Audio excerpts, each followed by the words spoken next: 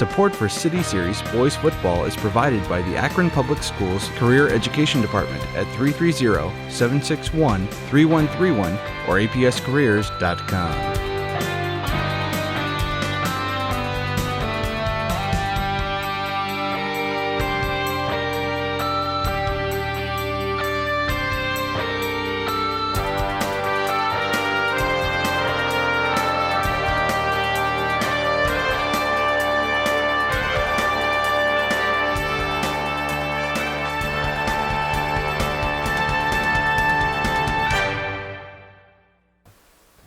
Welcome to Infocision Stadium, Suma Field, here with Dave Schick and Joe Bukansky as we again bring you City Series football right here on APS 15, and we have another one here as we continue our coverage of the Ellet Orangmen as they go for the perfect season.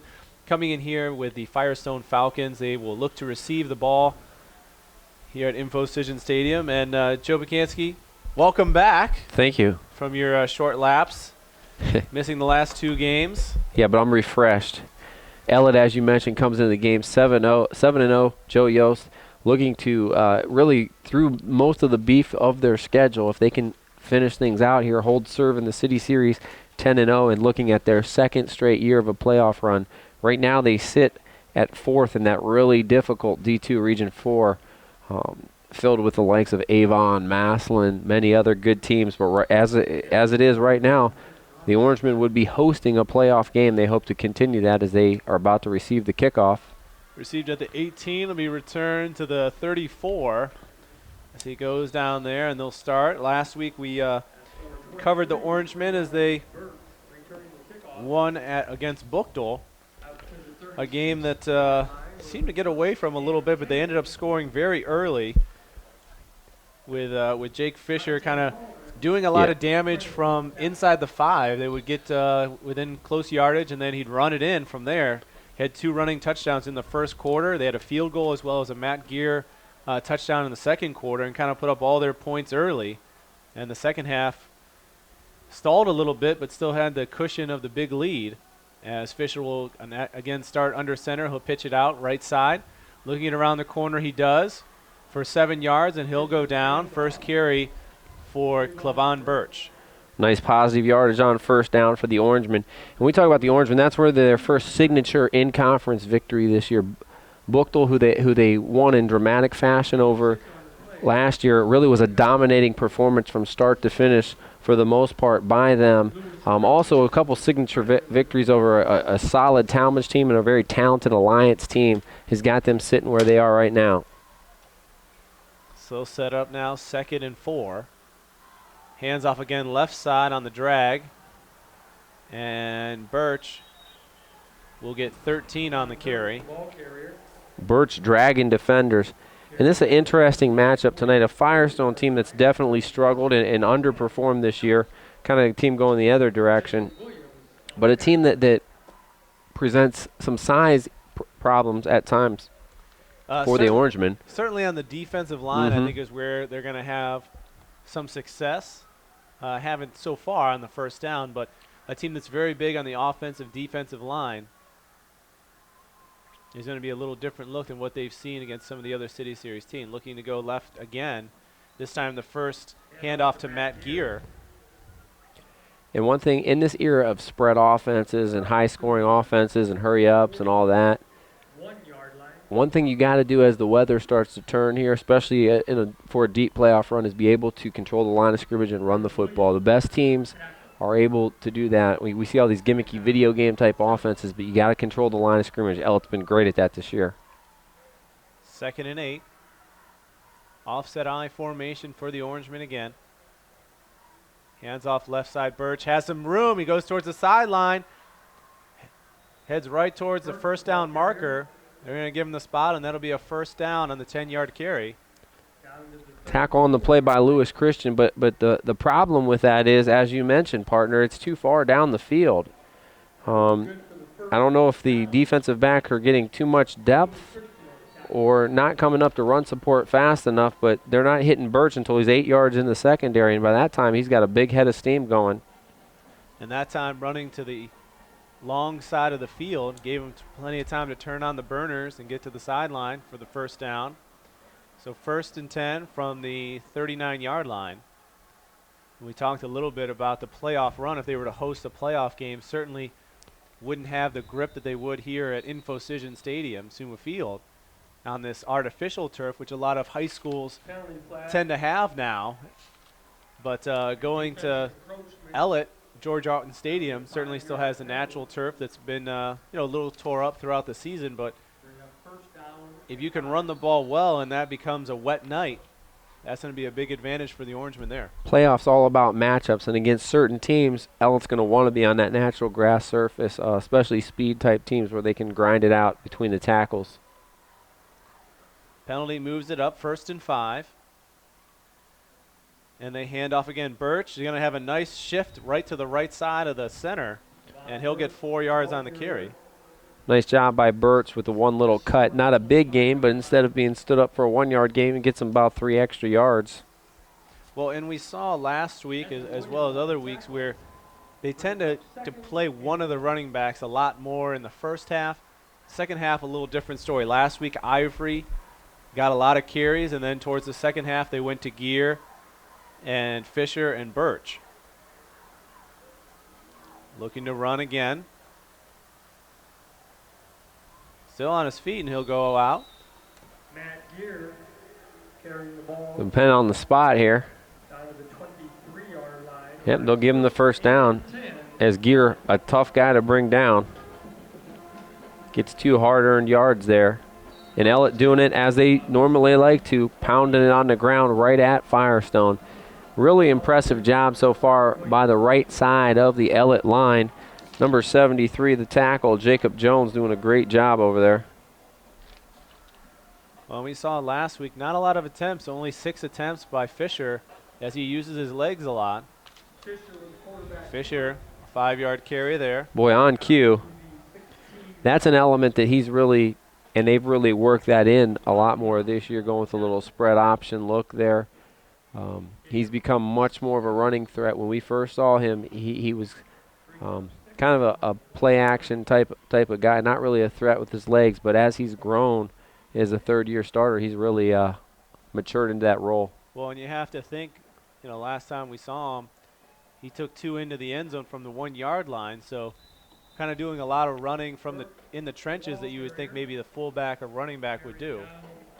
Nice job by London Curry there for the Firestone defensive front 7, getting in there, shooting the gap, and holding Birch to his smallest gain of the day. Just got back to the line of scrimmage, or maybe give him a couple yards there.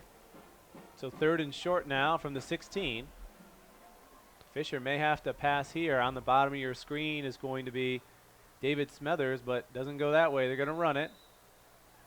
The spot looks very close, like it would be a first down. Depends on the mark.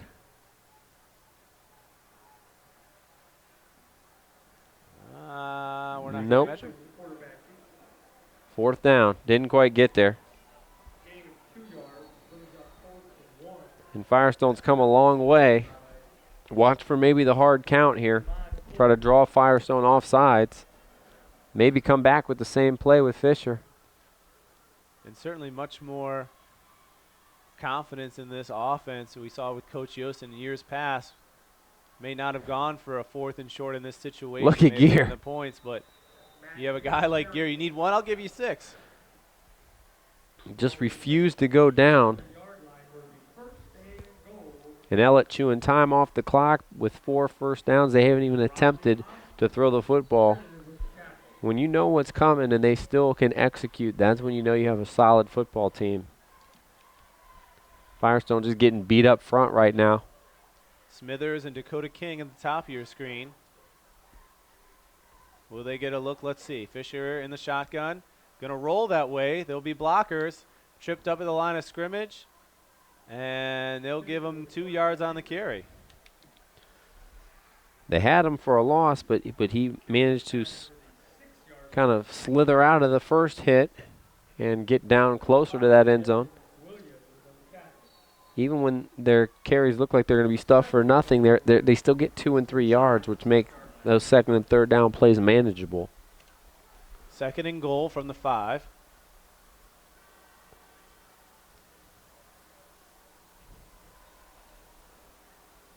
beautiful full moon above us. I'm not sure if we can see that, Yeah. Peter, but maybe one day we'll do a real creative pan up. And they run left side, and Gear jumps over the end zone line and puts 6 points up on the board. So Gear gets 4 yards and the touchdown on his 4th carry of the day. And just like that, a couple minutes into here, this first quarter, they get their first points on the board. Last week, let's see, they were 3 out of 4 on extra point tries. Also hit a 21-yard field goal. Neal will be in to kick this one. Andrew Neal, number 63. Another important element. He's been solid, and they're going to need him quite possibly if they want to finish this regular season perfect and get a playoff run. Well, and you just don't see the confidence of coaches to be able to come out there and say, okay, we're at the 15-yard line. We're going to try and kick a field goal here to come away with some points. It's a real difference maker here at this level. They'll move up half the distance. Kind of been the story in our coverage for Firestone, a team that's been laced with a lot of penalties this year, and they just don't have the firepower this year to overcome it. Neal drills that one, splits the uprights. Impressive first drive for the Orangemen is halfway through the first quarter. They take it all the way down the field. So just like the last 2 times we covered them, their first possession, they march down and get their first score as they drive 65 yards for a touchdown. 12-play drive, Dave, in 6 minutes to do it, all on the ground, saying, here, this is what we're going to do. And that really sets up the passing game. They're obviously a run-first team, but that really sets up the passing game for them because that's just going to draw Firestone closer and closer, and that play-action passing game will be there if they need it later on. Now on the other side of the ball, as Firestone looks to catch this one for their first offensive possessions, we've seen Deion Brooks in at quarterback. Last week we saw a bit of a change with Christian coming in and playing quarterback for the Falcons. So did not have a chance to see who they named as their starter. It'll be interesting to see who's going to get that call for them. Lewis Christian was the quarterback when they played. More of a running threat against East. Let's see here. Do they throw it a lot? He was 7 for 15. Okay. For 60 yards.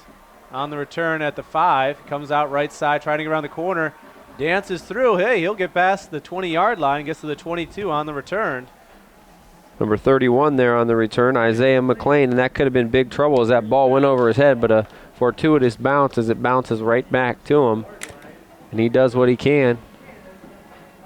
For the Firestone as well, Kamar Majid, one of their main weapons, passing. He's at the top of your screen. As well as Dontel Stone, who for their game last week ran over 100 yards on 23 carries. And it is Christian coming out and firing it. Beautiful ball. Nice attempt, diving, but no. And as we mentioned, Majid. Yeah, they try to go up top to Majid right off the bat. And Smith, a good ball, a little bit overthrown, but gave only his receiver a chance to get it. Majid laid out, but could not hold on when he hit the turf.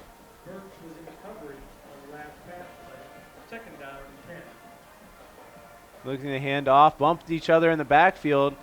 That's going to be trouble. The quarterback almost tackled you. On the run is going to be, I believe, Dontel Stone. Stone. He gets a couple, and as you mentioned, Christian basically on the tackle there, going to bring up a 3rd and long for the Falcons.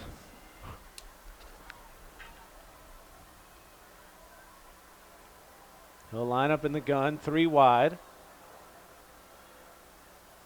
They move back into pass protection, do the Orangeman pass just over his intended target.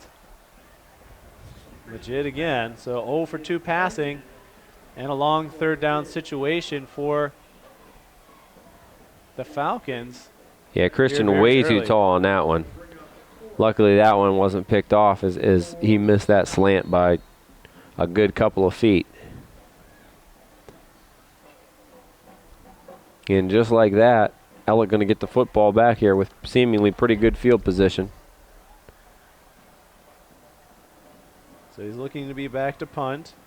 It's Ben Hayes back in punt formation.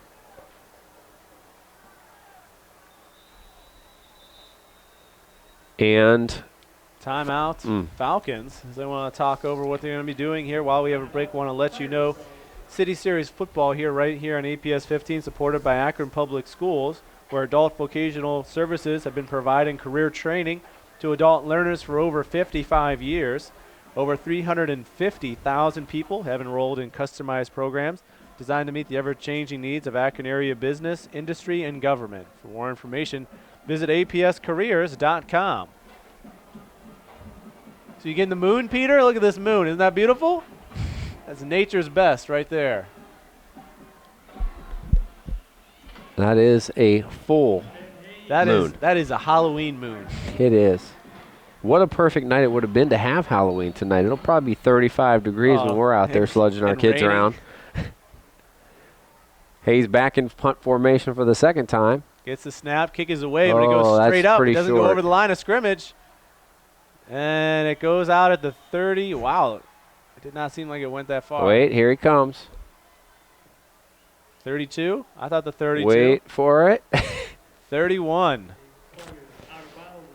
Oh, that's a 7-yard punt. Boy, you can see that one go right off the side of his foot. And Ellet with great field position here at the Firestone 31.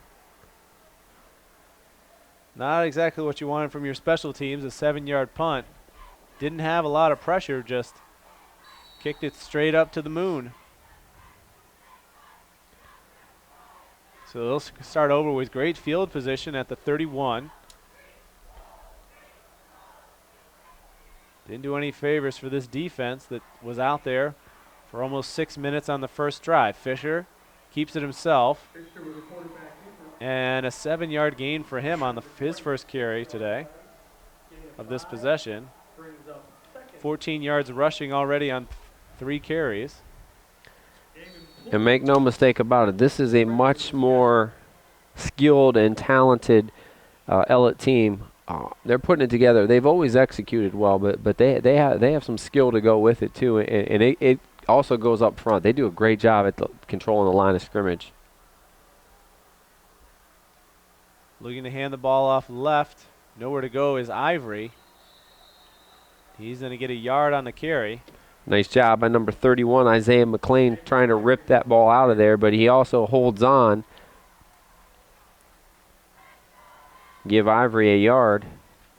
And let's see, last 60 yards in penalties last week with only 6 penalties. Got a couple of the big ones. 3 15-yarders. As it got a little chippy against the Griffins at times.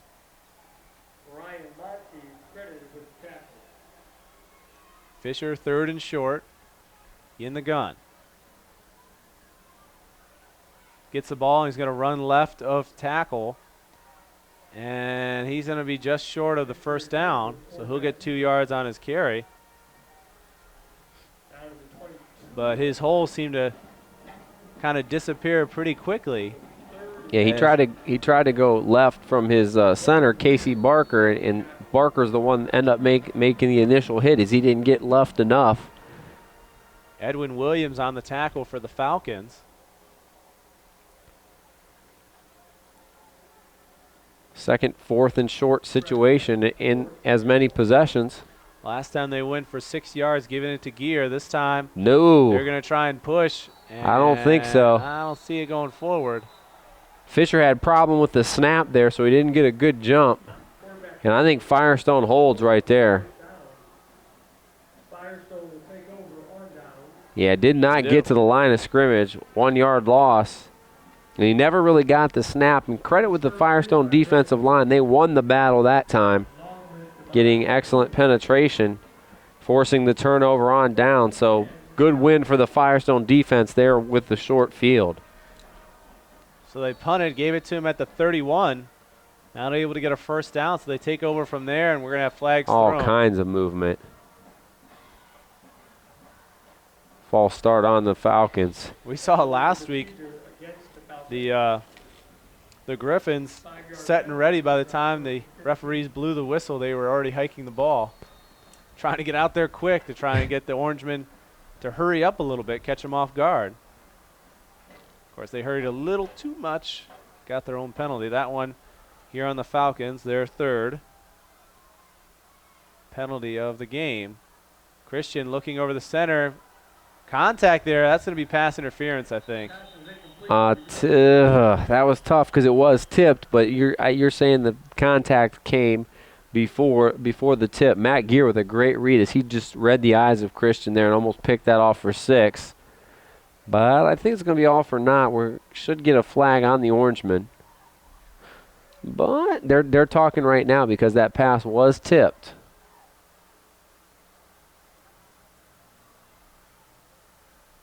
And they're going to say because of the tip, no penalty. Maybe a break there for the Orangemen.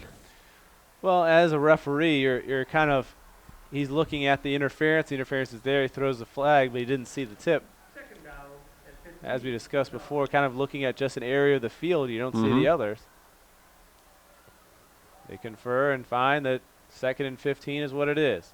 Christian hands the ball off left side, goes through the line of scrimmage as if it's a warm knife through butter. And that's what you want if you're 6-yard Firestone. gain. But that penalty basically just gets it back to another 3rd and long situation. There's the difference in the game. Ellet's been dealing with 3rd and shorts, and Firestone with 3rd and long so far. So 6-yard gain makes it 3rd and 9. You're going to need another big play here. Christian, 3 attempts, hasn't been able to connect on it. He's going to hand the ball off. A tough tackle there as he goes down hard, it looked like, from here.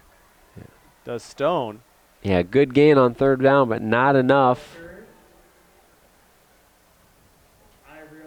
Not enough to get the first down.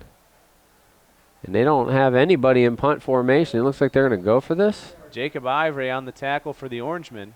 Nope, he decides to punt it. I think he wanted to look at the spot. Yeah. 2-yard gain.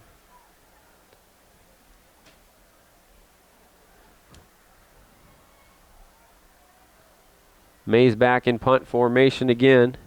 Well, this is the interesting part last week. Or Hayes, I'm sorry. Covering Firestone. Stone just had 2 carries at the end of the half and ended with 23 carries. Wow. Another short kick hits at the 44. It'll go out at the 46. It gives him a little less than 20 yards on that punt. Yeah, he's struggling right now. You could see he kind of tried to be perfect with that punt and kicked that one not as much off the side of his foot, but didn't boom it. Sometimes when you hit one bad, you try to almost be too perfect the next time. Ellet again in Firestone territory. They'll start off at the 48 of the Falcons on this possession. Have not seen a pass attempt from Fisher yet. Man, it's time to air it out. Look how they got 10 guys in the box. Fisher under center. Oh, he's going to air it out. Over top the center of the field, but just overthrows with the wrong shoulder of his wide receiver. Pass intended for David Smethers. Good coverage by Edmund Williams for the Falcons there as he was not fooled with the play action. And that's a good miss there by Fisher because nobody really broke that far open. Although he did throw it on the wrong shoulder of the receiver. They never practice that. I mean, it'd be. But sometimes that's the better shoulder. It's better to go out that way because safety help. But safety help, you're not going to get any with this alignment. Looking to toss the ball. He does. Uh-oh. Right side makes a move around the cornerback, but makes a great one-on-one tackle, does Lewis Christian. Slows Birch down. He'll get 6. Ellet having all of their luck outside to the right in this ball game, especially Birch. 6 carries, 41 yards now for Birch on the day in this first quarter. Now they're going to run left side. That's my guess here as Fisher throws left side. He's going to be caught at the line of scrimmage, goes right on through, and he's sprint to him to the end zone. Gets hit at the 10-yard line, and he'll go down at the 6. Dakota King on the catch. Big gainer, 34 yards for King.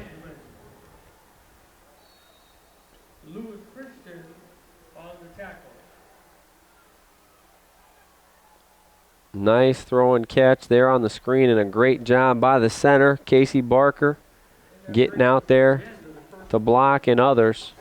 So at the end of the first, it'll make it 7-0 as Ellet gets the first points on the board, but is looking to keep the ball moving here in the second. 7-0 at the end of the first quarter. Well, we have a break here and play. Want to let you know City Series football right here on APS 15, supported by Akron Public School Career Education Department, where students have access to over 1,000 different apprenticeship programs and can earn national credentials in career education programs before they graduate from high school. For more information, visit apscareers.com.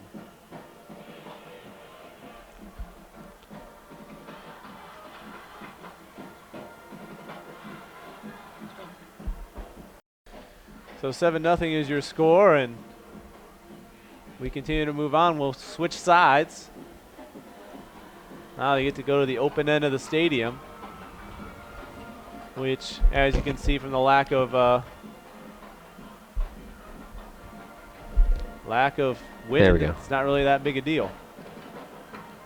No, it is as calm a night as you could have. We've really had good weather, a little wet weather at times, but certainly haven't had that cold front roll in yet, and that's nice for the fans.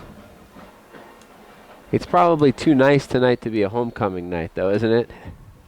Every time we've had a homecoming game, there's been a lot of rain, usually right around halftime.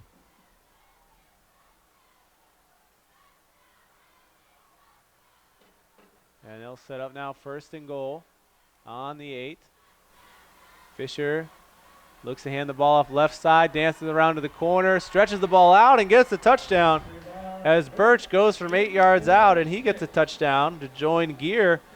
So both running backs getting a touchdown here in the first half. Ellet takes a page out of Coach Flossie's book on that one, goes unbalanced line to the left with the extra tackle in there, and they run it right that way.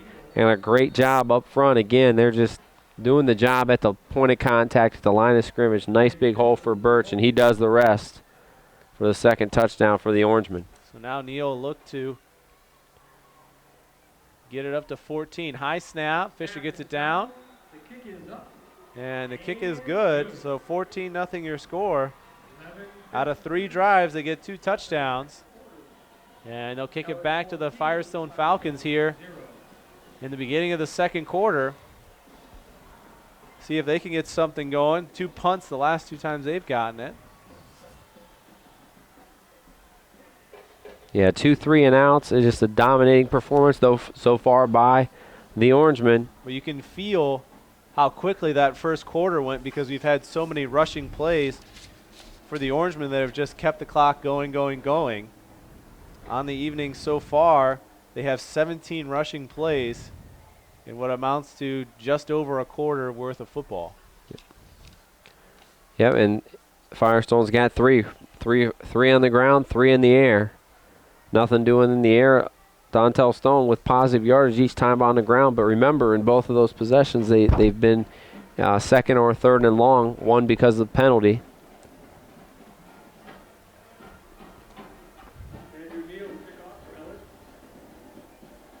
And Ellet pretty much as advertised so far. Been consistent. No penalties. Haven't put the football on the ground yet. Even though they got stopped on a 4th down, their defense forced a 3-and-out right afterwards. They've taken advantage of a couple Firestone mistakes, and they've been the better team at the line of scrimmage. Going to be caught at the 9-yard line, brings it out. Does Maurice Mackey, and he's going to hit at the 25, and they'll start from there. 26-yard line, where it'll be 1st and think I have the wrong player. I do. That was Stone. Yep. 7, 3. Kind of look the same. Except for I had the wrong team. Looked quickly at number 27 on Ellet. Should be looking on the other side. Stone on the return. Sorry for that. They'll start off 1st and 10 from the 26. Christian hands the ball off. Right up the center. Big hole this time. 10 yards. And he'll have a first down. Nice As solid they gain finally by get Stone. Something by Stone to work. Like the way he's running the football. And when we looked at him before, Wow. he That looks like a first down from here, partner. he had a bit of a tear going for 11, 18, 8, 6, 10. So he could put together a nice little string of runs. Let's see if he'll do it here. Christian pressure, steps up into the pocket, has time over the top, throws it right at the Orangemen, who intercept the ball at the 35-yard line. And he's going to go down there as he runs back to the center of the field, but threw it over in a crossing pattern. And just like that, Javante Ray picks it off. And on the second play of their third possession, they throw an INT. Well, partner, on a 2nd and inches there, Christian did one great thing, stepping up in the pocket to avoid the pressure, and then he just uncorked a throw and just overthrew his man. Easy interception, a nice play for Javante Ray. And Christian now 0 for 4 with that INT. And Elliott gets the football right back. Firestone just hasn't had the ball over 2 minutes the entire way so far. Fisher hands the ball off the trap. Goes right into the official, spins back around. He's still on his feet. Wow. And he'll have a 20-yard gain as he runs right into him, but spins away from the official and the defenders. That's why you keep the feet moving. Biggest gain of the night for the Orangemen. And it's danger time for Firestone right now. Their defense has been on the field a long time already. And they need a turnover badly. Need something to get people on the team, get some adrenaline back on their side. I formation, they do the toss to the right, cuts back inside. Ivory flags down, and he'll get 2 yards on the gain, but I think we're going to move back 10 yards for a hold. Yeah, I think you're right. Let's confirm here. Yep, holding. Their first penalty.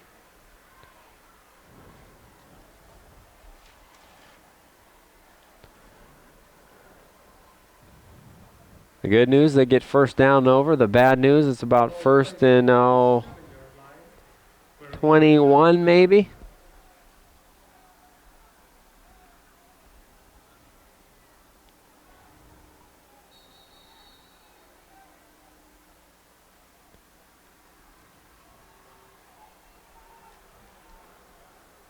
Split backs for the Orangemen. In tight. Blitz looks to be coming, and it does. He goes for a ride, but he won't get too far. A yard on the carry. Nice job by Damon Pullins there as he does not let go of Gear that time. Gear's only able to get a couple of yards. See if the Orangemen maybe go back through the air here, Dave. The swing pass worked to Dakota King on that tight end screen for 34. Well, I wouldn't be surprised if they split Gear out of the backfield, too. Did very well last week. Good receiver. Two catches of 26 yards being passed to him from Fisher. Looking right. Catches it. Turns inside. Wow. Off. The speed is on, but great tackle. He's going to get about 28 yards on the pitch and catch from the line of scrimmage. But King putting together a nice game here, just his second catch. The easy throw, you make one guy miss, and King did the rest, getting north-south quickly. And now the passing game starting to work for the Orangemen as well. Nice job by Dakota King. And Lewis Christian with yet another touchdown-saving tackle. He's got to have 6 or 7 tackles already. 1st and 10 from the 19. Hands the ball off. Going up the center. He'll have 5 yards on the carry. They go unbalanced line to the left again, and they run that way between center guard. Who carried the ball on that one, Joe? Ivory. Ivory? Okay. Yeah. Only his second carry. Still trying to get used to these Orangmen jerseys that. Yeah, he stays in the backfield there, but they also bring number 25 in at fullback, Cody Hoskinson. Bottom of your screen is going to be Smethers, the only wide out. They won't look for him as they go left side, and it'll be Ivory again, who gets back to the line of scrimmage.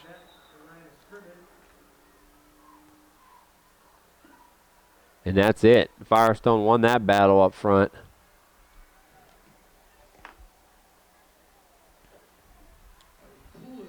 Just under 8 minutes here in the first half. The Orangemen up 14-0.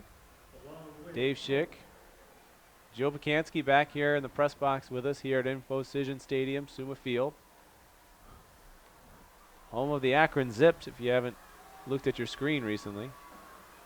Got Dakota King and Smethers out in twins formation to the left. Jake looking their way. Stepping, looking, goes to the corner. Inside shoulder. Going to be incomplete. Nice job defensively to stop that ball. Fourth down. I think it's field goal time. Great job by Howard Dover for the Falcons. Played great football coverage there in the corner. He got that head around too to avoid the interference. Get that head around, you can make a little bit of incidental contact. You don't get that head turn around and face guard. That's an easy interference call. A 30-yard field goal for Neal. Fisher gets this ball down. Kick is up. And it is good from there. And partner, you know that is a weapon, especially come playoff time. If they can continue the success in the kicking game. Nice job by Neal as he drills it from 30 yards out. Well, a lot of teams, and even teams within the City Series here, it's too short to punt, so they just end up going for it. Mm-hmm. And if you don't get it, even if it's a situation like this, that would have been a 4th and 6, which is more manageable than 4th and 15 or 10 or so forth. If you don't get it, you turn the ball over, which doesn't give up any points, but you give it back to maybe a team that can score bigger plays. It can come back and hurt you, where here you get some points, put yourself up into 3 scores. Right, you make it a 3-score game. That's a big thing. Although it's early, it still makes it a 3-score ball game. And you can still kick it away and give them roughly the same, possibly the same field position, but you've added some points on there and gotten something out of the drive. And Firestone here needs to scrap the game plan or get back to basics. Only 8 plays so far for them in the entire ball game. They've had some success with Dontel Stone, just haven't gone to him all that much. Well, no success through the air so far. And I think maybe in the air they need to go a little shorter. Return at the 15, take it up to the 25, to the 30, 35, and he'll go down there. Nice Lewis return Christian. at 20 yards. And the quarterback also returning kicks and does a nice job getting up the seam there. Well, this Firestone team certainly a shell of what we've seen in the past from the Falcons. Yeah, not nearly as much depth as they've had in years past. A lot of guys going both ways. Been hurt by the injury bug a little bit. Christian looking for a quick snap. 1st and 10, hands the ball off. Stone will get there. He'll push running backwards and get a yard. Nice job by number 33 for the Orangemen. Jacob Eisenhart, first on contact.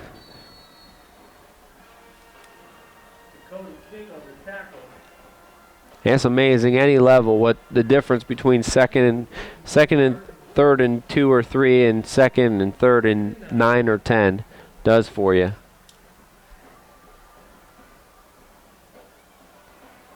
Looking to run left this time. This is part of Christian's game that we don't see that often. Have him kind of run the option one way or the other. Gets 4 yards on the carry. Number 54. And how about this Ellet defense basically coming off a shutout last week against Buchtel, in which the only thing they rendered was a late safety, which they took when they were deep in their own territory. And so far here, and they haven't rendered a first down yet in the ball game. Yeah, Buchtel went to try and get it in the end zone. Couldn't get in, so they took over there. Passing play. I think that's going to be on the defense, so that should be a good catch. Or, nope, it's going to be ineligible receiver downfield. Oh, So the first down again negated.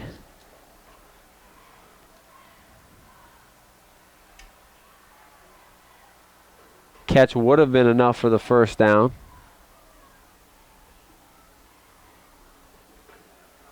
Yep. Just the tackle on that side went looking for somebody to pass block, and sometimes if there's nobody there, you just got to kind of go chip or find somebody else to help, and he just got a little bit too far downfield. That's going to take him back 5 yards, so another 3rd and long for him, 3rd and 10. That'll wipe out the catch.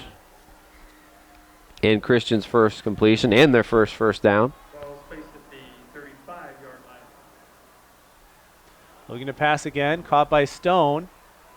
And he caught it, but we didn't get any positive yards out of it. Nice read by Jacob Ivory there. Did not get fooled. We'll give Stone. You gonna give him one? I don't think so. I was going to, but once I see the spot, nah. 4th and 11. We'll give him a reception. Yep. So those of you in the PPR league will be happy. That'll be 1 point. But other than that, another 3 and out for the Falcons. That would be crazy for high school. I mean, you could do it potentially. Teams don't take that great of stats. It'd be hard to track, but it could be done. That pump more solid, but directionally not very good as it lands about 10 yards out of bounds. Another 20-yard punt for Yeah, them. the punting average not been good. The field position for Ellet, though, on the other hand, has been great as they'll start right on the midsection of the route, it looks like. Oh, they'll be a little bit off the hash, so right at the 50-yard line for their 4th possession.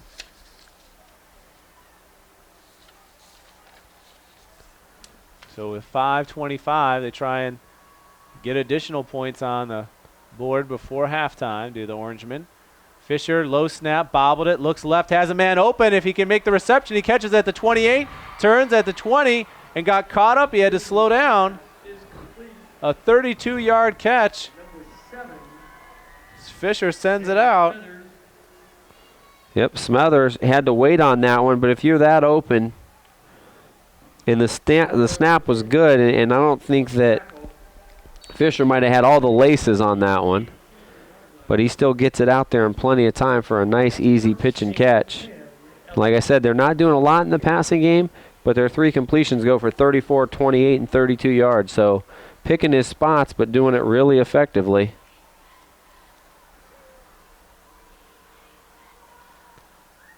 Nice handoff for 7 yards. Birch one player away from breaking that one again.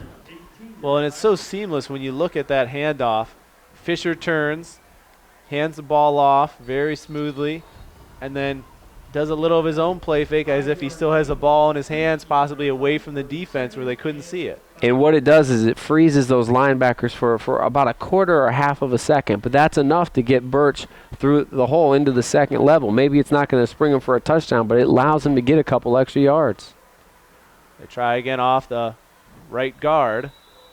They'll get 2 yards on the carry. That one's going to be Gear, his 7th carry of the evening. And Gear, not the biggest guy in the world, but he is strong. Strong lower body. He just keeps chugging. 2 more for him.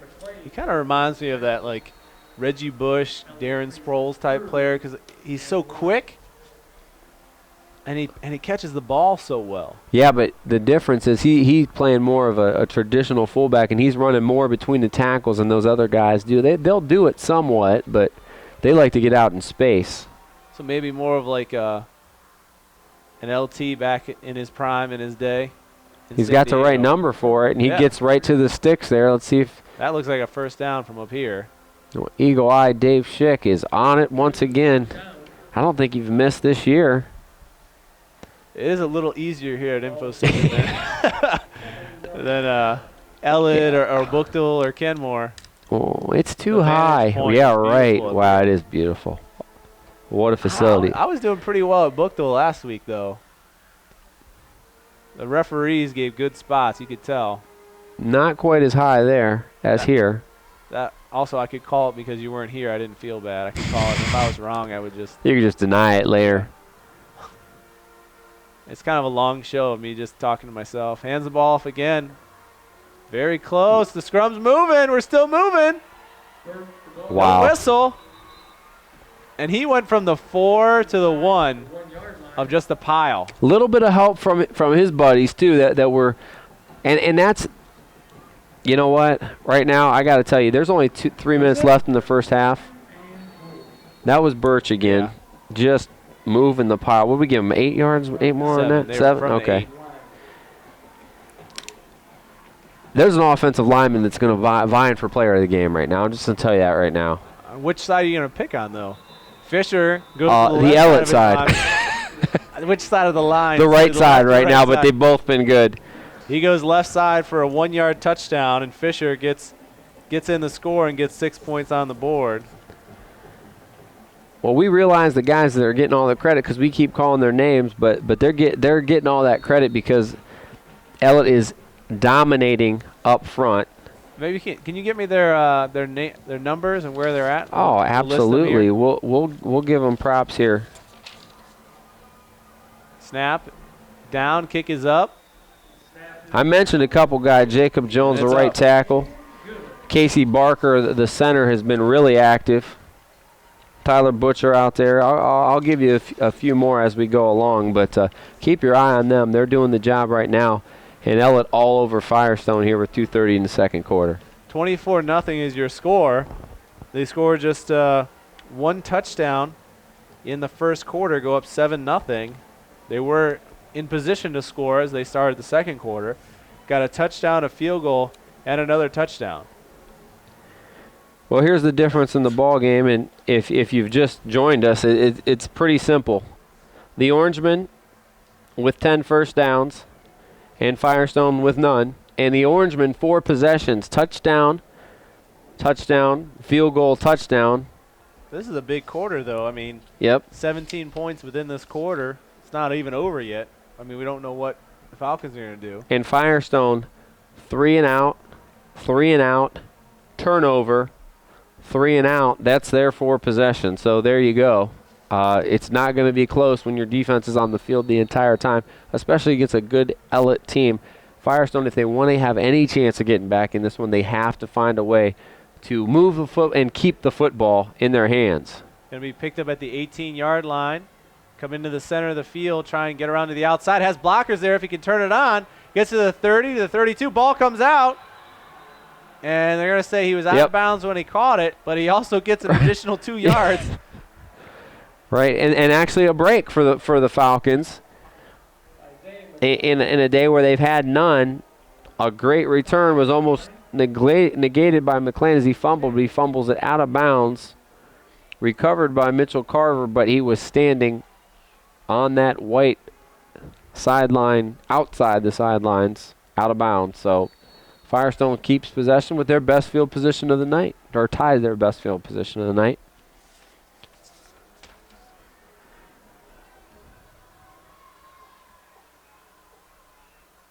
Christian looking left, fakes it, goes over top, has some pressure, trying to pass. There's nobody there, pointing to his receivers. Plenty of time, goes back to the left side, tries to throw it up to his receiver. He catches it at the 48-yard line, but we have a flag down at the 30-yard line as he spent easily, it seemed like 8 to 10 seconds running around. He ran to the right side with no pressure, and couldn't get anybody open. And I can't blame the offensive lineman there. They're trying to get on a block, and he's switching, he's switching sides. They're trying to protect him, but that clock there to the right, as soon as that broke down, he had a running lane, and it might have only been 4 or 5 yards, but they need 4 or 5 yards on first down. And they're still talking about this one. There's going to be face mask against Firestone, What? not the holding call that you thought. Against Firestone. So the pass will be complete.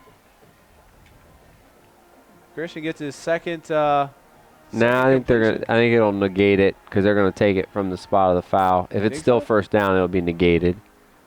No. Yes, it will. Let me see here. It looks like you're right. And except it's not on the. Oh, and it's on not only 15. It's 15 from the spot of the foul, which was about 8 yards behind the line of scrimmage. So obviously they're gonna take that penalty. Yeah, we'll take it. You want to move from the 36 to the 16? And once again on how many first down penalties? I think this is our third first down penalty too, which is just put them. Snap the ball quickly. Stone runs over an Orangeman and takes, let's see, Maurice Mackey for a ride. No. Matt Gear for a ride. Mackey's getting a lot of love from me. I think he should get on the field. They give him 4 yards on the play. Stone gets 4 yards. Still got Christian at quarterback. Number 10, Brennan Williams now in the backfield with him. Looks, has time. Steps up, tries to go over top. He has his man beat, but he underthrows the ball. 2 Orangemen are there for an interception. And he catches it on the turnover. Clavon Birch runs into his own teammate, Matt Gear, in the backfield. And they hold on to it. I'm sorry, Javante Ray runs into him. And Birch is able to hold on for the INT. So he throws it 40 yards for an interception. And here's the difference between Ellet and everybody else in the City Series this year.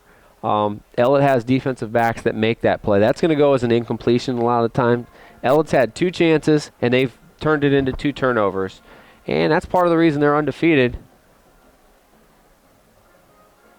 Hands the ball off. No gain for Ellet this time. Ivory just gets back to the line of scrimmage, and that's it. And how about this defense for the Orangemen? Not a first down surrendered in the entire half. So now I said the line. Maybe I got to get a two-way lineman maybe for player. I'm already talking player of the game with a minute left in the first half. You seem to have given an outcome that is not over yet. It will be interesting because we saw them against Bookville have a great first half and then just kind of a lackluster second half. 3 yards on the carry. Yeah, that sometimes happens when you play the game and not the score. And Well, who's taking and time out? they're going to go Ellet. in the same thing. Here, you're going to get up by a lot, and then you're going to have to figure out what to do. Gear on a 3-yard carry that takes the timeout. We'll stop the clock at with 38 seconds. Thank you very much. City Series football here on APS 15, supported by Akron Public Schools, are offering the Universal Breakfast Program to ensure a free breakfast for every student. Akron Public Schools at akronschools.com. Also City Series football here on APS 15, supported by Akron Public School Career Education Department, where students can choose from 30 different career education programs. For more information, apscareers.com. So they come back on for what will probably, do you take a knee here? I mean, it is 3rd and 7. Well, they called And they got timeout. I don't timeout. think they called timeout to take a knee. But what do we know, right? I think You'd like to get the first down so you get into halftime. I think they might want to Seemingly- take a shot here. Seemingly Firestone probably not going to be able to move the ball down the field if you were to punt, from what we've seen in the first half. Split backs behind him is Fisher.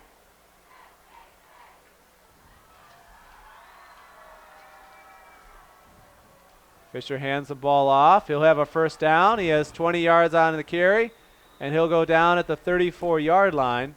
does Gear. How many times have we seen them run that play? They execute that trap block so well this year. So 16 yards is what it is. Man, they're right back to it. What do I do with my... Here it is. I have a lot of stuff, you know that? I know. Today you are. I just keep moving my stuff farther and farther out. Like if I had a small desk, I don't know where I'd put everything. Nothing doing for Fisher on that one. And a quick timeout. That's Ellet's second. They have one remaining. Interesting. Just pile through your stuff. They're going. They want to score here, partner. Maybe they need to run that trap play again. I think we're gonna. I bet you we'll see a Airtime pass play. That's what I'm guessing. Look at his passing yards so far, and in the past what we covered so far. Matt Gear out of the backfield. Yeah. Yes. Probably need another 15 yards to get into Andrew Neal's field goal range, I would think. 24-0, 22 seconds. I'm just surprised that he's making the call for the timeout.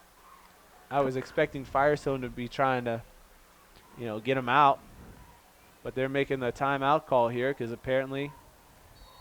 Hey, how about the time of possession stat in this first half for the Orangemen? Oh.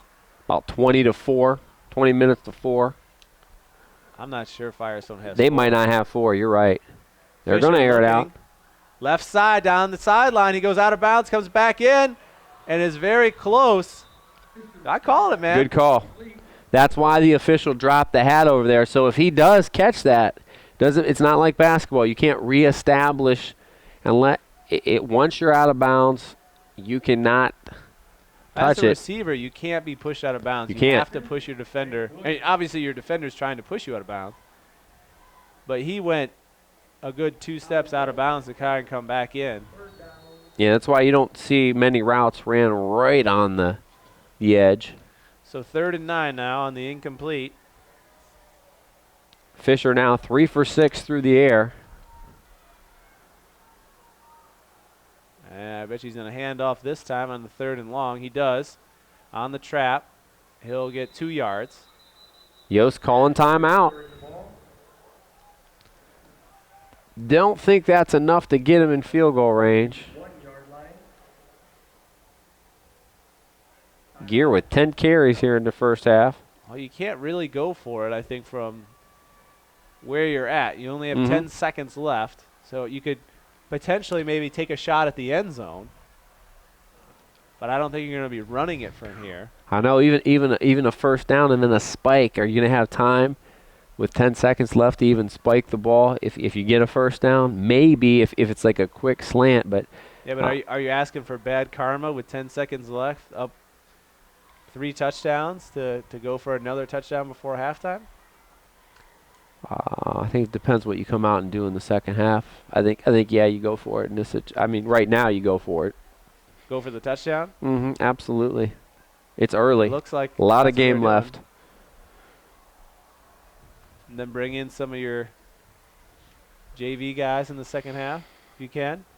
At least fourth quarter if we're at this situation. Yeah, if it stays like this, probably midway through the third or for that fourth quarter, I would think. It appears they are going for it on 4th and 6, 10 seconds left. A little bit of prevent defense. If I had a marker for our screen, I'd circle the top of the screen. Yep, That's for Dakota King. That's classic 4 deep coverage. Looking left, looking right, steps up. He's going to run it. Needs the first down, gets it. Has 20 yards, and he's going to get to the 12-yard line. Now they're going to have to spike it. Are they going to have a chance to? Look at them. They know exactly what they're doing. They're moving the chains. They're going to spike it here. Great job by Fisher to get down. Set up and ready before the chains are there. Whistle is blown. Spike is down. Oh, that should be 1 second. I think they are going to put a second back on there. Yep, they're going to give it to him. Great job by the veteran senior to not try to go in the end zone and get down there. He didn't slide because he wanted to avoid the hit. He slid because... And they'll bring Neal on for the field goal. Or not. No, they're sending him out. Brings us to the end. Wow, an interesting call. Well, They're saying they did not get it. Ellet looking as if they were going to have a shot here. Man, I thought they did get it. Executed perfectly to get it in there to allow them to. Yeah, Coach Yost is arguing. I mean, that's just what he wanted there. Great job by Fisher. And I mean, they snapped it right when he wound it up. I think Coach Yost has a good argument here. I mean, that's exactly what you were doing. They were set up as the sticks were coming down. He is not happy, but he's got to be thrilled with his team's effort here in the first half. So they're up 24-0 here in the first half here at Infocision Stadium, Suma Field. And we'll take a break during the halftime show here and be back with about 2 minutes before the second half with our first half stats right here on APS 15. Welcome back as we're right here before halftime. Orangmen up 24-0 over the Firestone Falcons. Joe has our first half stats. All Orangemen in the first half. No, really? Captain Obvious Award winner. 5 possessions. The only reason they didn't score in the fifth one, they ran out of time, but 3 touchdowns and a field goal. Matt Gear from 5 yards out started off the scoring barrage. Clevon Birch from 8 yards out. Then it was Andrew Neal with a 31-yard field goal. Rounded out in the second quarter with Jake Fisher's 1-yard sneak, 24-0 your score. Ellet with 10 first downs in the first half. Maybe more impressive than that as they held Firestone first downless. No first downs in the first half and only 27 total yards for the Falcons, including 2 interceptions, one by Devontae Ray and one by Clevon Birch. For the Orangemen, nice balance attack. Jake Fisher 3 for 6 through the air for 94 yards passing. 2 of those targets went to Dakota King for 62 yards, 110 yards on the ground. Fisher with 37 of those yards. Clevon Birch 62 yards on the ground, and Matty Gear had 63 yards as well. And you know what? That doesn't add up. Let's recalculate their rushing yards. They got much more than 110 yards. I lied to you. You lied with bad math, Joe. You lied with bad math. How about 180 yards rushing? That sounds better. So 274 total yards. And how about this? 39 total plays for the Orangemen, 12 for Firestone, who gets the opening kickoff in a devastating hit. Big hit. He's going to get a return for 8 yards to get up to the 19-yard line. But that's just a great one-on-one tackle. I thought Joe was going to give me a number, but I guess not. It was like a I was too into my math. Well, I mean, Christian 1 for 6 for 0 yards and 2 interceptions. That's bad football. I mean, and he's been trying. I mean, the 2 interceptions, he was trying to throw the ball far. About 25-yard passes. This is a great play off their first handoff. It's going to be, 16 yards rushing for Stone. Yeah, some positive yards. Yeah. Going to put us to shame. Stone had 5 carries in the first half. 27 yards for him, and I'll get about half that in 1 carry. That's right, and that's what you need right there. Good way to start the second half. They'll start now their first down, as Joe mentioned, and a completion over to Majid for 5 yards. Deion Brooks back in at quarterback. Actually, that was Lewis Christian on the reception. So Christian went to receiver. Deion Brooks starting the second half at quarterback. So a couple changes here, and a little bit of life coming out of the gate for the Falcons. Stone again. He's got positive yardage. And he'll get about 9 yards on the carry. And you got to like this coming out of the gate if you're Firestone. We wondered how Ellet would come out intensity-wise in the second half, and right now, Firestone getting the best of them.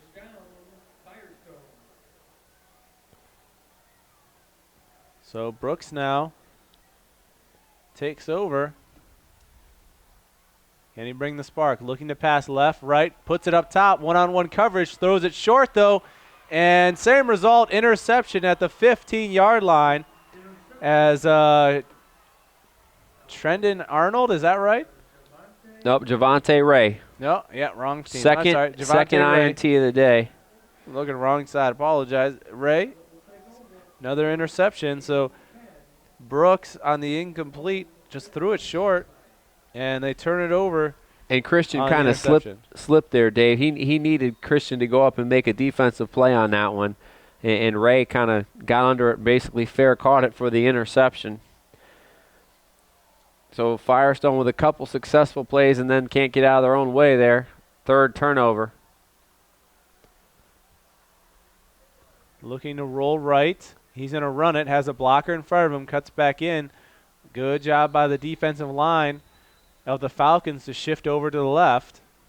On the tackle is going to be Luther Holly. Yeah, no north-south on that one. A lot of running, but Fisher just kept looking for a hole, and all he could get was about a yard on the play. Well, and he could have followed behind Birch a little bit, but certainly tried to cut in to get something. Got a yard. I formation, 10 minutes here in the third quarter from the 16. And pressure coming right on through. Hands the ball off in time. He's going to get a 4-yard gain on the carry as Birch. Yeah, Firestone defense is grabbing onto the jersey, holding on for dear life so Birch didn't get away, which he almost got away for a big gain. That's kind of the tale of this tonight's game. The Orangemen trying to run this one away. Up 24-0. Firestone coming with effort here in the third. Bottom of your screen, Smethers. King up top. I formation, 3rd and 5. Oh, they tried to jump it, but no. Oh, They got him. I didn't think he went over, but he did.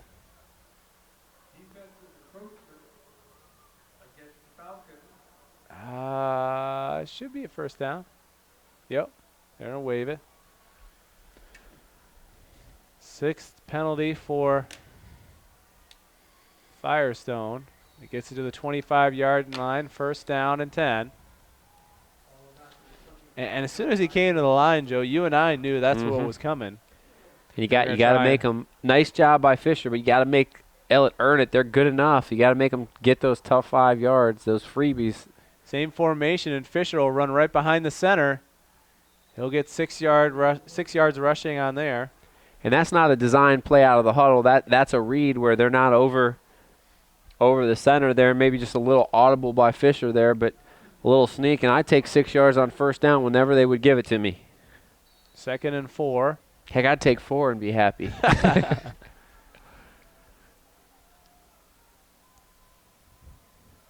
Loading up the box are the Falcons, especially on that left side for the Orangemen. They run to the right, though. Fisher falls down as he hands the ball off. And a gain of a yard. I don't know, Fisher tripped over himself. Did he roll an ankle there, maybe? He's kind of getting up a little bit gimpy. Yeah, walking it off. Nice penetration by the Firestone defense. Another 3rd and 3. Watch the hard count again. Will they give it to him again? Damon Pollins on the tackle for him. Yeah, Pollins a couple nice plays getting in the backfield. Who ran that one last time? That was Birch. Birch. Hands the ball off left side. Spin. Gets right away from the defensive line and gets another 4 yards for a carry of 6. Does Gear. And I said spin because you could see him kind of setting him up and feeling for it, and he did it just at the right time. Matty Gear with another big gainer. Another 3rd down conversion for him. Well, and you talked about when we were doing stats at halftime how balanced it is between each of their running backs, and then you add Fisher in there. You can't just wear out one guy and say, okay, we'll let you run it, but we're going to wear that guy out a little bit, because then they just come in with Birch or come in with Gear. It's a way to compensate for in today's day and age for only throwing the football like 10 times a game, which is a way that 20 years ago football was played. But there's still some teams that can do it. It's hard to do if you're given one tailback, unless it's a Chris Beanie Wells, who we saw Firestone do it when you could give a guy the ball 35 times a game. But what they do is they just run it with different options, and you never know who's going to get the ball. But looking over the stats, they keep it so balanced. But to me tonight so far, the inside running really of Birch and Gear, they're not getting 40 and 50 yards, but they're getting those interior yards that wear down clock and kind of demoralize the team. Move the sticks, tire you. It's kind of like a boxer who may not knock you out in the first round, but it's going to keep hitting you with those body blows, and that's what Ellet's doing to a lot of different teams this year. Not just a team who struggled like Firestone, but against teams like even Talmadge, who's a traditional suburban league power, and that's what they did to them early on in the season as well. Well, and we've seen it even here in this game is you keep running it until you make them change their defensive scheme to bring it in to stop the run, and that's when you put Fisher back to pass, and that's why he has 25-plus receiving each time he throws the ball. This time he throws it to King up top, and do only 2 yards on that one. And they're not a team that's going to come out and throw on first down a lot, but that's just we're going to keep you honest right now. And King gets what he can out of there, but well defensed by the Falcons. Well, and we talked a little bit at the end of the first half how this team tends to run the ball so well. And that also goes to the conditioning of this offensive line. An offensive line loves the run block compared to pass block. As they move Birch out in the flank, they're going to run it up the center. Goes right up the center at the 40, the 30. Stays on his feet and goes down at the 23-yard line. They've had no answer for that trap block play. Wow, big gainer for Gear. 36 yards on that one. Biggest play of the night. That's going to take Gear over 100 yards. Well, and you saw that they moved Birch in motion into the passing lane and shifted that linebacker over to you got to respect them, and they're vacating that linebacker, and they're using that trap blocking, and Gear getting to the second level, doing the rest himself. 1st and 10 now from the 23. Hands the ball off again, trying to get around the corner, tries to cut back inside, and he'll get 4 yards on the carry. Yeah, but how about Casey Barker, Tyler Butcher, Hussein Hamdan, John Subic, and Jacob Jones? This offensive line for the Orangemen tonight, just kind of, as we mentioned, a methodical wearing down of their opponent. Not a lot of pancake blocks, but not a lot of missed blocks either. Going to the second level to get a hat on guys. Fisher does the trap again, gets hit while he hands it off. Does it successfully, goes out at the 11-yard line. It'll be a 5-yard gain. Gear just keeps the legs moving. Fisher got hit from a linebacker coming through. Damon Pullins was right at the back of his jersey as he handed the ball off to Gear, and he went off the other way.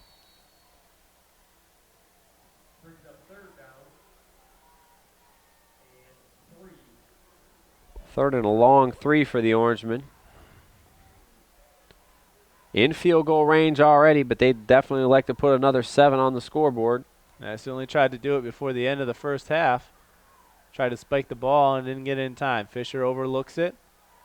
Hard count. No one's buying that one. He's got to hand it off, and he does. Pitches it right side. He's got a first down. He gets into the 10-yard line and goes down at the 7.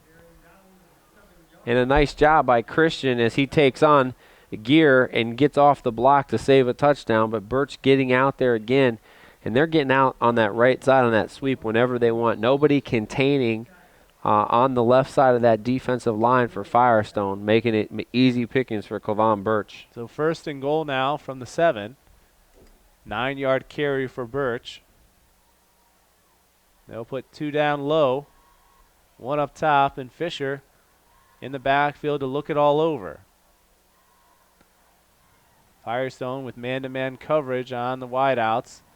Fisher runs it right up the center. Ooh. Takes a big hit at the 6. Yeah, Jake Fisher meets your number. Brennan Williams, and Williams wins the battle there as he comes up and fills on that inside linebacker spot and puts a big hit on Fisher. Well, it seemed like they kind of sniffed out inside run on that series there. And now they'll pack it in a little bit full to show house they're doing the same backfield. thing. Don't be surprised if you see one split out. Fisher under center. Turns. Rolls right. Has a man in the back of the end zone. And it's caught for a touchdown. King on the catch from 6 yards out. And he gets a touchdown.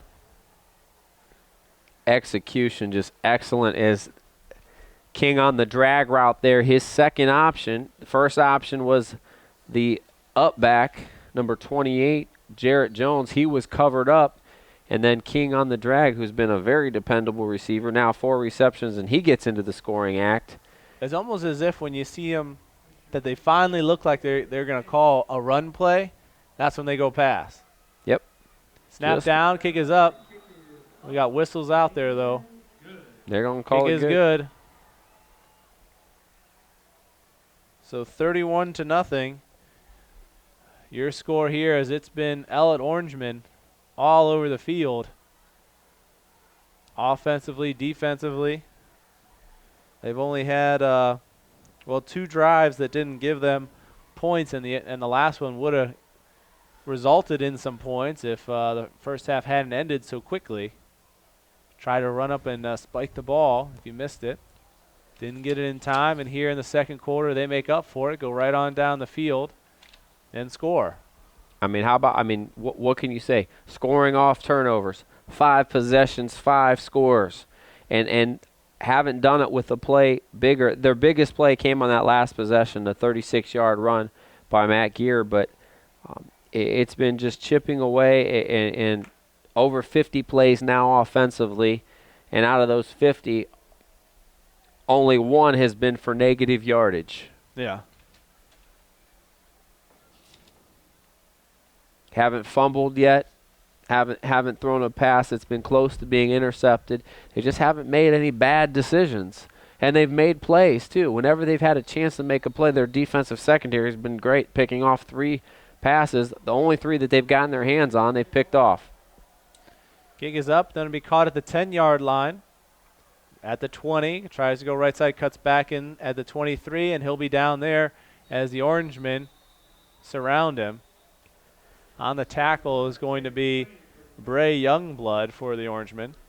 And what you're finding out tonight about this Ellet Orangemen team, Dave, is they're a legitimate playoff team. They are. They're a legitimate playoff team because they can do a lot of things. If a team takes away the run from them, it's tough to do because they got several guys that can run the football. They're not going to be able to pass it 30 times a game, but they can pass it enough to keep you honest, and they have enough skill and size. And what more can we say about their defense the last 2 weeks? That's going to be number 2, Deion Brooks back in at quarterback. A 10-yard penalty for Firestone on holding on the kick return. So even before the offense can take over, and we're going to have a false start. Or did he get the timeout? I don't think they got it in time. Nope. Moving back. Nope. You're right. So 15 yards of penalty. Before you like that. The ball. And more importantly, you're also on the 7-yard line. So if you can't get something going here, you're going to be kicking from the end zone.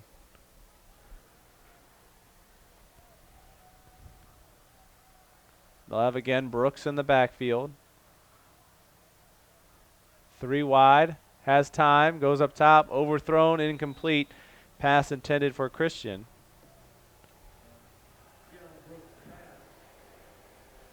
Oh my. Brooks let that one sail on him. 2 for 9 passing. 5 yards. 3 interceptions. Now, you mentioned a couple of the games. One of the games you had was East. Had a nice win last week. They're on the road at St. Thomas tonight.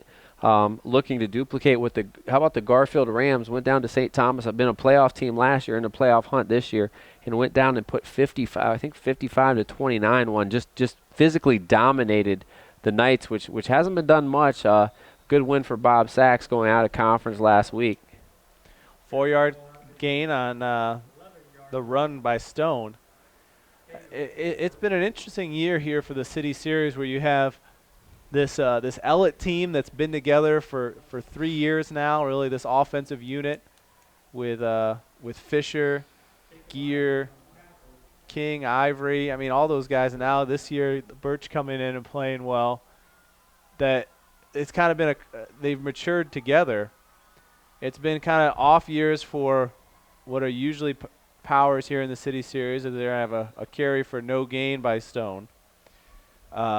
With Firestone, obviously, winless so far. Buchtel, a very off year for them.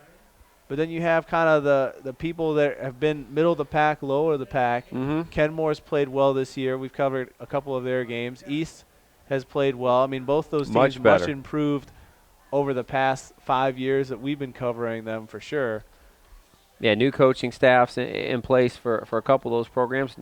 North has battled their way to a couple wins as well. Team that was looking for a win for a long time, and another penalty gives us a chance to talk a little bit more. Garfield, after a couple off years, is still not quite back, but they have some playmakers. Jataris Grant's still very young, only a sophomore, and he's only going to get better. A guy that can put up big numbers. 5-yard penalty. Yeah, just overall not kind of a void of top-tier talent outside of maybe this one team here in Ellet with a couple players. The punt, again, very high. It's going to hit at the 27 and bounce back and go out at the 26. So they take over basically in the red zone already. Another 19 yards on the punt, and again, the special teams have been lots of things that they don't always win you a ball game, but they sure as heck can beat you on any given day. And of course, we haven't seen the Ellet punter tonight because their offense has been just so efficient. They're going to stay with Fisher. I'd say maybe one more possession. Who knows? I mean, but I would say at least for one more possession, get through this third quarter. Still got his starting backs, Ivory back there at the tailback slot now with Gear. I have to look. I don't even know who would come in. Let me see here. He's going to stay in. He's going to run for no gain. That looked like somebody went the wrong way. I don't think that was designed. I don't have their positions listed here on the roster. So it's going to be a surprise on who comes in at quarterback. I think Garrett Haverstick. We've seen him in a little backup role in their first game of the year, if I remember correctly. Which you could probably just have Gear and Birch just take the ball, snap in the backfield. They did that a little bit a couple years ago. Fisher now will pitch it to Ivory, who makes kind of a stutter step move to get through the line of scrimmage and will get a first down for a gain of 12 yards. By far, Ivory's best run of the night. A great step, just kind of shuffled his feet and moved right out of the way of the defenders. Yeah, it's just a subtle juke step, but then he gets right back north-south to get to the sticks. That's just good coaching and good decision by Jacob Ivory.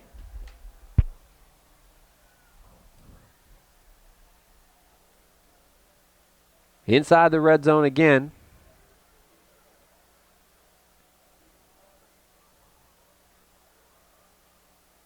Ivory cuts back inside again for 6. Late whistle, kind of. They give him a nice spot, though. Yeah, nice hole there on the cutback by Ivory.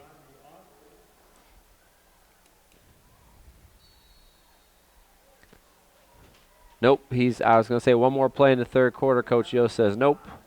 Let's huddle up and we'll go to the other end.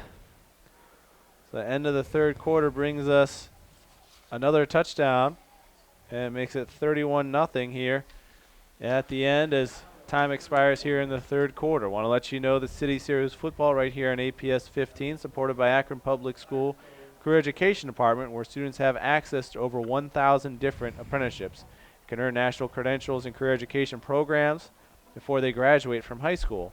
For more information, visit apscareers.com. Also, City Series football right here on APS 15, supported by Akron Public Schools. Online at akronschools.com. Akron Public Schools, a smart choice. akronschools.com, also where highlights of tonight's game will be listed. You can look, obviously, at Ellet's win last game. We covered them here, as well as Firestone's last game. We kind of have a look at everybody's school. We have at least one highlight of one of your games. And, of course, you get to hear from Dave Schick and Joe Pacansky call it. So it's basically gold on the Internet. That's what it is.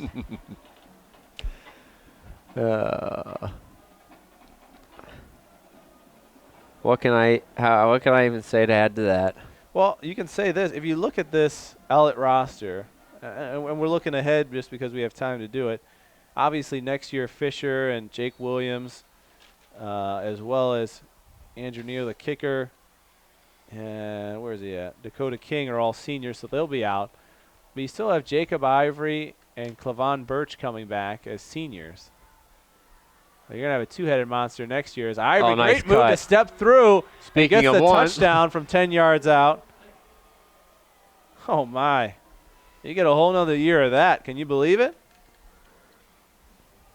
So a 10-yard touchdown on great running by Ivory. That's Again, their longest touchdown run. great Had job an on the 8-yard. seal on the left side that time, getting Ivory outside. Then he follows the lead blocker. Number But- 11, Ray Cheek, doing a nice job out there, sealing his man. But this Ella team is going to be an interesting team next year to see how it all comes together. But should be another very good running team. That's good. So that's going to make it 38-0. Well, Certainly past my 4 touchdown prediction before the game started. Well, I'll tell you what. The reason, if you're scouting this team maybe for Week 11, and it will be beneficial to them to, of course, get a home game. That's got to be their goal at this point. And that's, if they win out, they do what they have to do, and then the computer points kind of decide that from there. But the thing about this team, they don't generally hardly ever do things to beat themselves. You're going to have to play a good football game, and you're going to have to grind out a lot of yards. They're not going to give out big plays. And they're going to control the football. You're going to have to get a grind-out type of win to beat them. They're not going to let you get into a shootout. The one thing that can really hurt them, which could hurt any team, is you can get down a couple scores early against another ball control type team. Yep. But the way their defense is playing right now, they're just not going to let that happen. And I'm not sure if the weakness is more against the run defense or the pass defense, but yeah, if you get a big pass play, I think a team that can really throw the ball and has speedy wide receivers, I think that's how you can beat them, because if you can get that touchdown first and then play ball control, it just takes them a long time to score for the most part. Not necessarily in tonight's game, but I think that can be one of the things that they need to work on, is being able to score kind of faster. Return by Laquan Portis. And a nice open field tackle there. Firestone will start on their own 29-yard line. It'd be interesting. We should certainly talk about, continuing our coverage here to follow them into the playoffs. Hint, hint, Peter. Hint, hint, Ryan. Hint, hint, other Not high me. Oh, I thought you were officials that hitting can me. decide that. Hint, hint, Joe. I'm here. Hint, hint, Mrs. Schick. I'll be gone. I'll be gone, honey. I'm at the football game.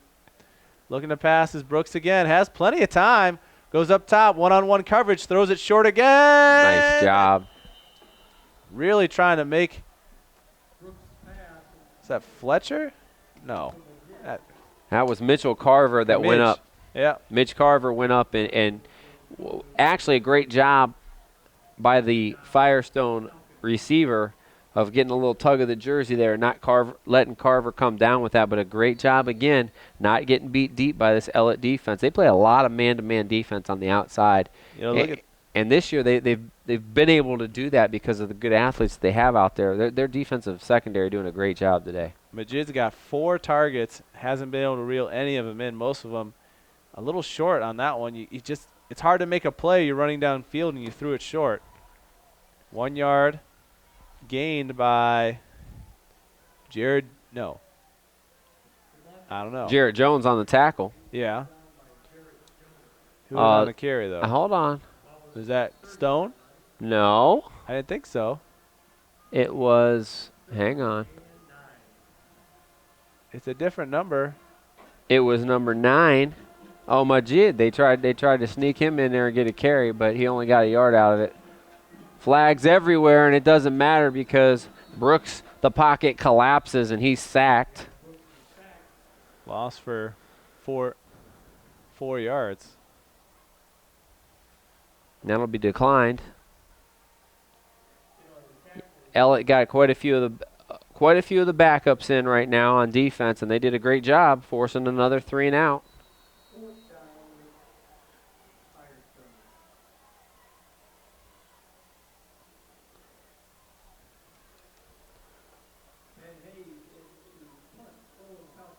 I see gloves, but I don't see a punter.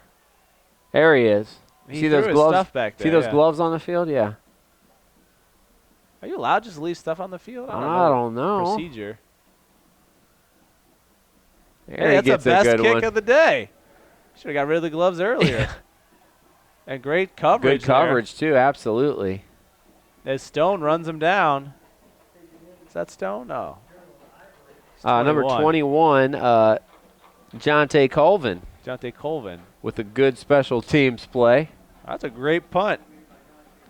It was. That's what they've been looking for. Let's you see are who never they bring wearing up. gloves again. And they're going to bring in number 18, the freshman, Garrett Haverstick. Going to run the controls here at quarterback. In the backfield, we've got a whole slew of new ones. Bray Youngblood and number 8, Gerald Ivory in. Gerald gets not quite to the line of scrimmage. Loss of 1 for Ivory on the play. This is when having a correct roster is very helpful. And how? Thank you, Coach Yost. Haverstick, huh? You got it. You think he throws a pass the second half? Maybe. Over under 2 passes. Not right now. What do you think? A little stun on the trap. Wow, good run there. Gets 5-6 yards. That's Bray Youngblood, another senior getting in there. Yeah. What number is he? Number 3. There you go. Now give Youngblood 7 yards on the carry. 3rd and 4 for the Orangemen. So if the over and under is 2 passes in less than a quarter, you taking the under? Yeah. Okay. I should have done 1. Got my odds up a little more. Trying Cut to it get around up. the corner. Good blocking there. He said I have positive yard. Ooh, nice spot. That's a first down. By a nice spot, I think you mean bad spot. I don't think he got that they far. want to measure, don't they? They haven't measured yet today. Oh, the referee sold me out. Look, he took his. That's where he put the They're ball. not measuring. Not even a measure? Nah. That deserved a measure. His spot. There it is. You playing the Roll guitar? clock. No. That deserves a I measure. knew they didn't want to measure that. You see where the referee is? That's where he started the spot, and then he took a half yard the back. ball to was put a the ball half yard down. behind that. So Yeah, that was not a first down. Okay. Hands the ball off. Who ran it that last time? I was Youngblood? I don't even know. No. Ivory, Ivory? and then back to Youngblood on this one. Oh, so he gets two yards. You gonna give him 2 on that one? I'm going to give him 2. All right, let's see if we can Ellet scores a touchdown in the final quarter? Yes or no? Think they can score a touchdown with Haverstick, Youngblood, and Ivory? I'm saying yes. Probably not this possession, though. I think next possession. It's good to see a special teams or defensive score too. Even though they have there's a lot of backups in. Yeah. Run there again by Ivory, gets positive yardage. 3rd and 6. What? Good. You think they're in a pass? You said it was under 2. You know I used that first one up too early, Haverstick. There we go. He looks like he's gonna have opportunity. They're bringing the house out. Man, they are. They drop back a little bit. He's gonna hand the ball off though. Ooh, he got nothing.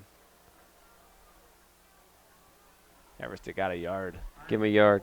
That wasn't exciting football. Ivory, the ball carrier there. Give him a yard. Do you know what I've been watching a lot of? So Bill Simmons and Jalen Rose have been doing like these videos previewing the NBA season. Uh-huh. So of course I watched the Cleveland Cavaliers one, you know, being from our home city here of Cleveland.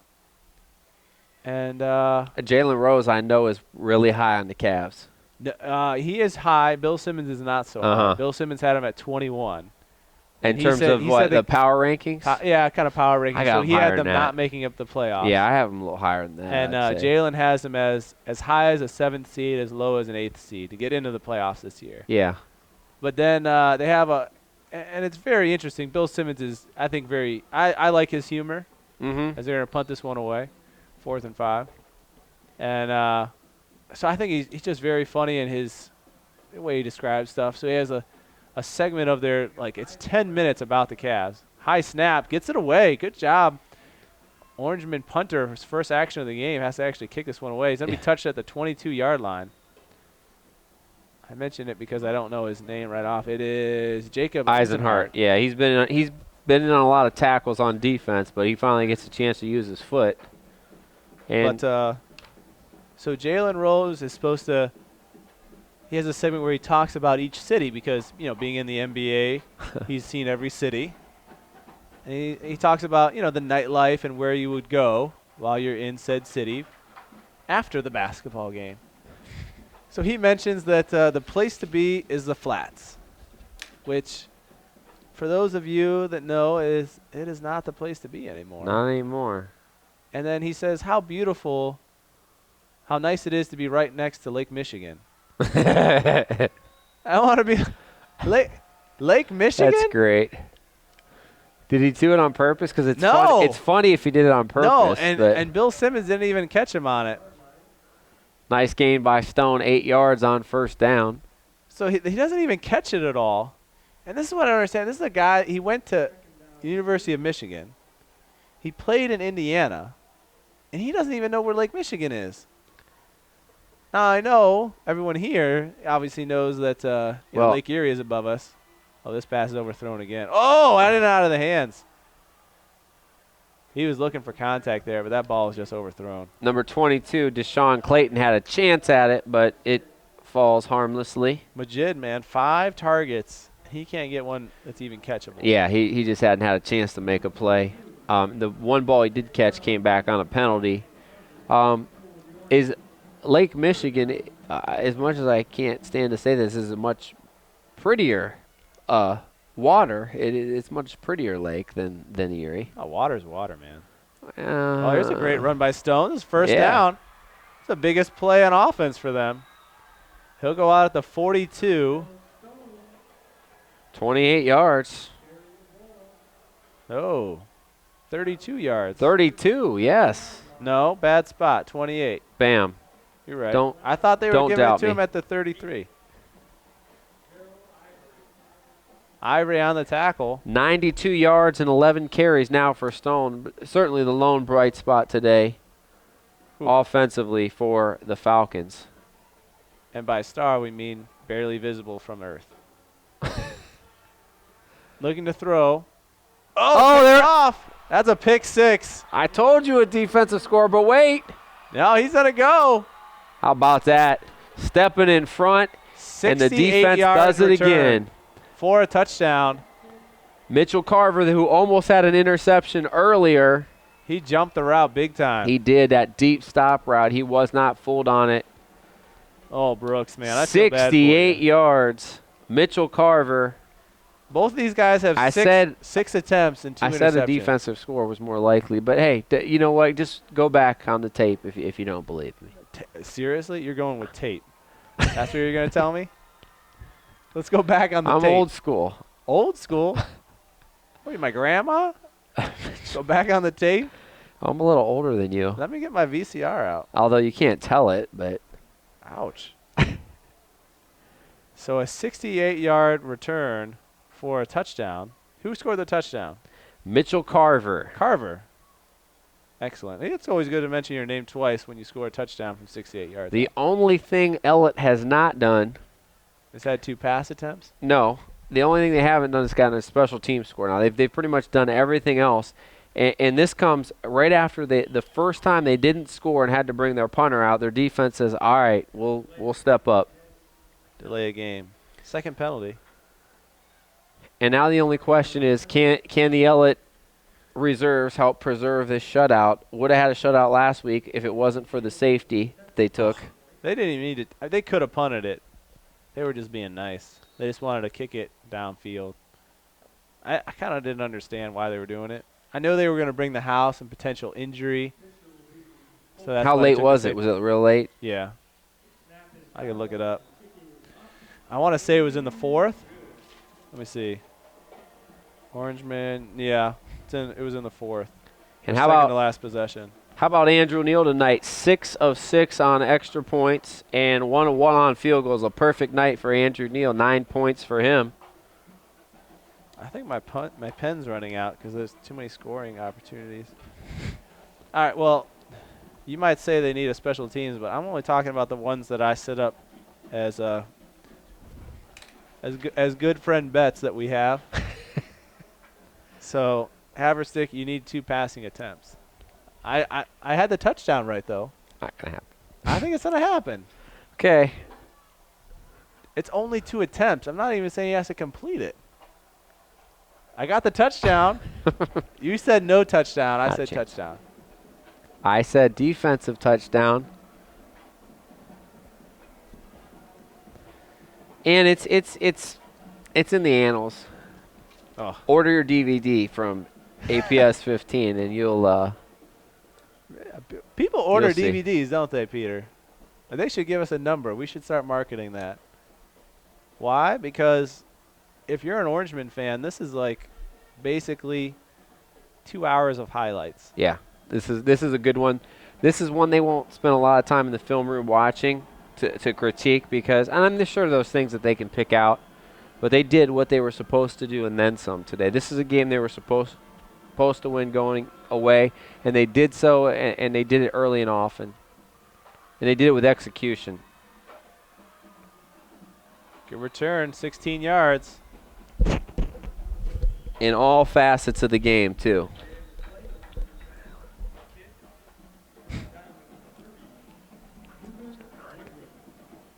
But hey, who's complaining? Flag down. Uh-oh. Holding. Oh, my gosh. Oh, my. 10 penalties. Let's see. 70 yards so far. I still can't believe they had 175 yards in penalties. I think that's in our coverage, that history. that's by far I a think I've record mentioned because that. most of them were major. I mean, a lot of them were 10 and 15. I mean, think they it was had like 3 consecutive plays where they had a 15, 15, and a 10. Yeah. I think I've mentioned that the past 4 weeks. So if you've watched every game, I apologize, but it's that important that I want to mention it again. Let's see, a 7-yard carry for Stone. That gets him right around the century mark. Yeah.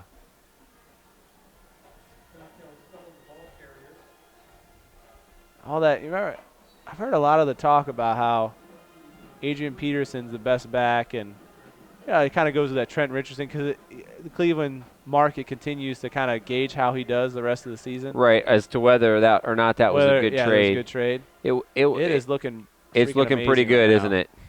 Even with Andrew Luck, he's not doing that well. Good spin move there. Nice throw. That's going to be a good completion for 7 yards. Lewis Christian, who's done a little bit of everything today, just hasn't gotten anything really going.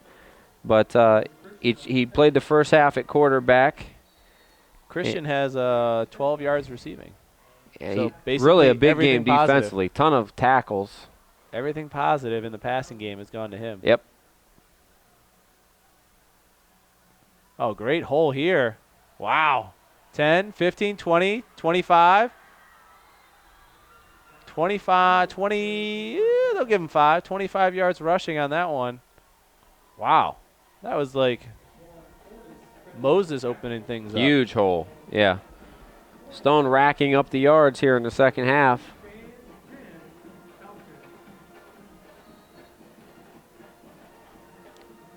Firestone looking like they want to get in on the scoreboard here. Yeah, they want to get something on the scoreboard.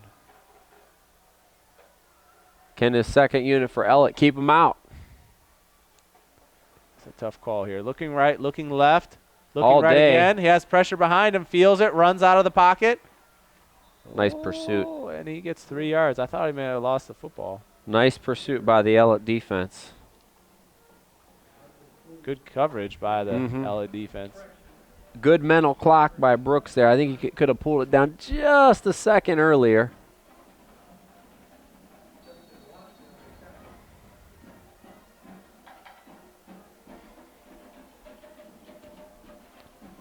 Well, I'll say this. The Falcon band has at least been being peppy. All day, man. They've been They've been playing this entire second half to really big hole No for hole for Stone.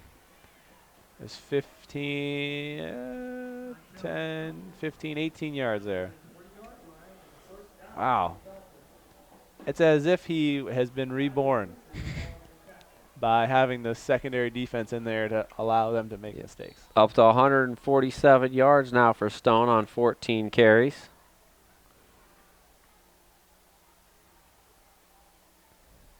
About 3 minutes away from our career education player of the game. Stone, if he was winning, would make a case for himself here. 2-yard gain. He's got 16 attempts so far. But, I mean, I don't think he can give it to one player on the Orangmen. It's been kind of all around. There hasn't been a standout. That's person. my job. It's a tough job. I got it down to 2 in my mind already. I would say if it were up to me, which it isn't, I would give it to the offensive line because it's a cop out. Oh, sack. Defensive sack. Who is that? Ruben Woodruff on the sack. Ruben just shoots through there on the 7-yard Mike sack. blitz.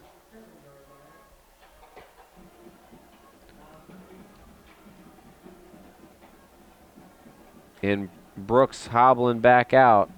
He took a big hit there. Just as you thought that it was going to be Joe, how many games were you in that were this lopsided not many. on the bad end? Not many. Okay. Maybe 1. It can't be fun. No. Stone, he's still out there dancing though, man. They're going to give him. I thought he might throw that. 3 yards on the carry. Wow. Forward progress did not help him out at all. No. Maybe So, the line a of yard. scrimmage. Yeah. Going to be 4th down, and let's see if the Orangemen can preserve the shutout here. Yeah, the 2 tough. passes isn't looking too good for you, buddy. It is not. That's why they call it a gamble. Well, I didn't know that Stone had carries, 2 25-plus yard carries and 3 first downs here the last possession. Goes to the corner again. A good throw, but knocked That's away. a great throw. Who's that? What's his name? Ben Hayes. Hayes, the punter, tried to go up and get that one. Hayes' first target. Number 22 in on defense there. Deshaun Clayton went up and knocked that thing away, preserving the shutout. This is what it is. I need you to have 2 incompletes. Now, if he takes it, come on. 8 throws here, I'm leaving. You serious? Yep. I'm done. If this is a live broadcast, I would start playing out the way. Come on, Yost. Help me out. You can't signal that from up here. I should. This is going to the tailback Like or the fullback. Give him the duck signal. That's a backwards pass. Uh-oh. It's around the corner. Uh-oh. 45-50. He could go. 40. There. Oh, he nice him tackle. At the 32. Number 1, Rodney Austin gets a shoestring. Who is that? That was Ivory. Ivory? What is that? That was. Whoo. 20, What a run. 22, 32. And 21. 53 yards. 53 yards. That'll help the average. Mm-hmm. If only that was passed. 42 seconds left. 1st and 10. 28-yard line. Timeout. Ellet's calling a timeout. I don't understand this. What? Timeout. All right, well, City Series football right here on APS 15, supported by Akron Public Schools, with student opportunities in visual arts, including drawing, painting, ceramics, sculpture, photography, and computer design. Akron Public Schools at akronschools.com. City Series football on APS 15, also supported by Akron Public Schools, offering the Universal Breakfast Program to ensure a free breakfast for every student.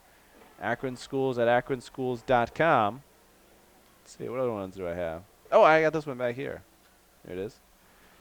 And City Series football on APS 15, supported by Akron Public School Career Education, where over 95% of students have passed the Ohio Proficiency Test or the Ohio Graduation Test and earned a high school diploma. For more information, apscareers.com. Haverstick, back to pass. 42 seconds. Oh. Takes the knee. And the Falcons are going to let this one run its course. 45-0. Wow, an impressive win. Oh, my. So, there they come up. Back to pass again. No. Let's see. 1, 2.